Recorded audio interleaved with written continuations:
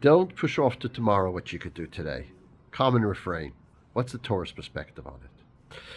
We just had the 17th of Tammuz, which is a day of fasting, a day of mourning.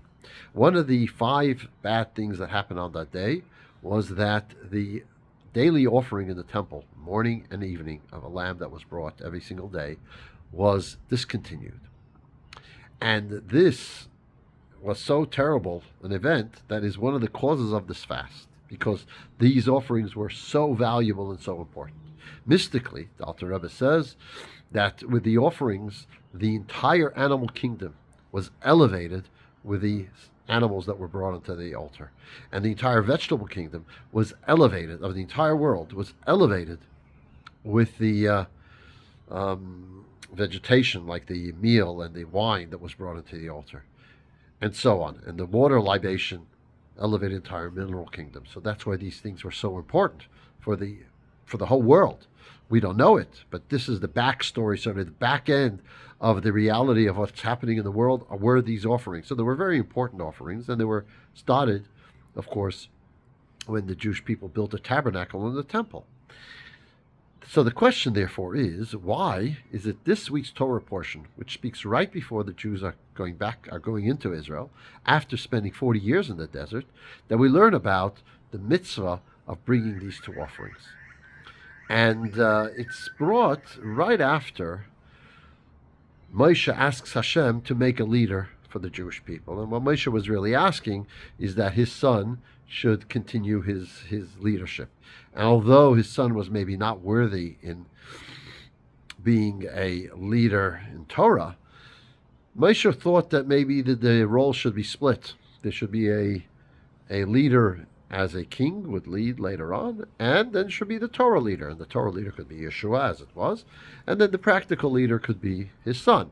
When Hashem said, no, the leadership is going to be just like by you, it's going to go over to Yeshua.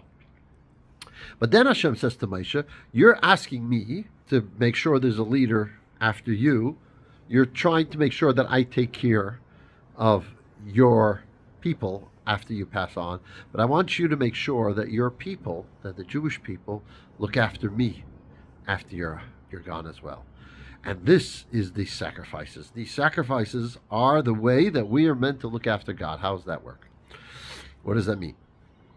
So the idea behind it is as follows. The daily offerings, they atone for sin. And the daily idea of it is, do not allow the sin to fester. Do not sleep with the sin still in your bag, so to speak. As soon as you've done something that is not appropriate, make sure that you rectify and that you fix it. Don't let it sit there and delay and put it off. Because what happens? Once you delay it, you become okay with it. It wasn't too bad. And once you say it wasn't too bad, you become more okay with it, then you could do it again. As the Talmud says, you do a sin again and again, it becomes like something, it's easy. It's not a big deal anymore. So therefore, but if you right away say sorry, then that won't be the case anymore. Once you say sorry, you know that it wasn't good. And therefore, you won't live with that any longer. And this is what is how a few interesting ideas in the Torah are explained. For example, there's a psalm that we're meant to say at night, Psalm 51, where King David says, "Lamanatzeach Mizmor LeDavid," a song for David, when Nathan Hanavi, Nathan the prophet, came to him to admonish him about what he did with Bathsheba. And the question is asked by Yonasan Eibschitz, why does he call it a song? It's not a song, it's a lamentation. What kind of song about the fact that he's admonished for doing the wrong thing? And the answer is that Hashem didn't wait. He immediately after he did the wrong thing sent the prophet to show him his negative ways. And that's what David was singing about. The fact that Hashem, you didn't allow it to fester within me. You showed me the right path right away, and I'm able therefore to rectify it, to try to do what I can to make good on it. And this is the message of the daily offerings. And the message for us today when we don't have these offerings is that don't go to sleep with the negative thing that you might have done without resolving to make good and to make it better, whether between man or man and God. And so too in the morning, first thing is, if you have something that's still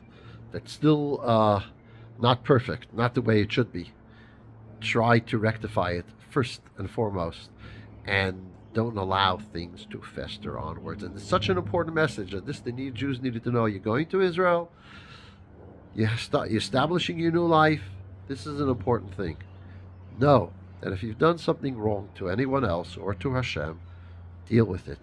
Don't put off to tomorrow what you could do today. Good Shabbos.